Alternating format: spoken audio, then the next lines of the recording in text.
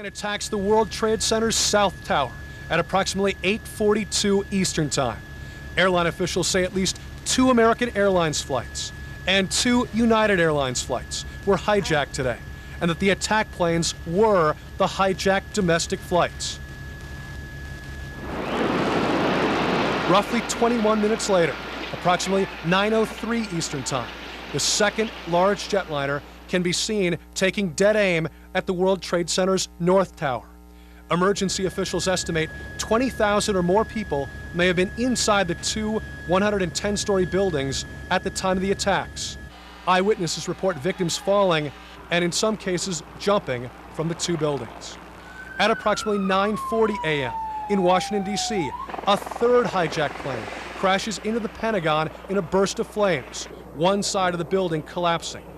Non-essential personnel from federal buildings, including the White House and the U.S. Capitol, are evacuated.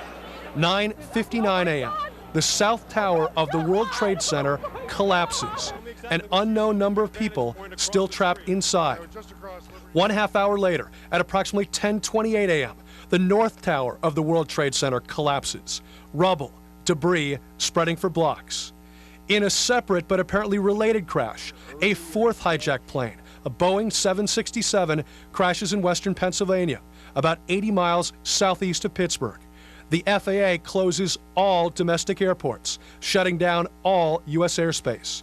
At this hour, airline and FAA officials believe the 4 hijacked planes include American Airlines Flight 11, a Boeing 767, bound from Boston to Los Angeles with 90 passengers and crew aboard, crashed into the South Tower of the World Trade Center.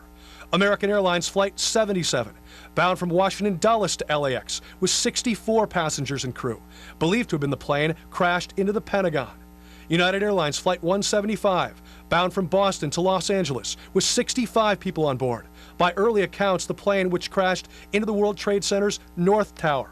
And finally, United Airlines Flight 93, the Boeing 757, which crashed in western Pennsylvania, carrying 45 passengers and crew.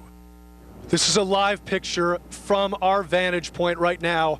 And I have to tell you, Katie and Matt, the most sickening, the most disheartening thing is that there has been no diminution of this smoke whatsoever over the last several hours. If anything, the fires appear to be burning with greater intensity. The blackness of the smoke getting that much blacker in the last couple hours. Firefighters simply can't get in to fight these fires right now, and certainly here in New York City, it remains a grave, dire situation. Back to you. All right, David.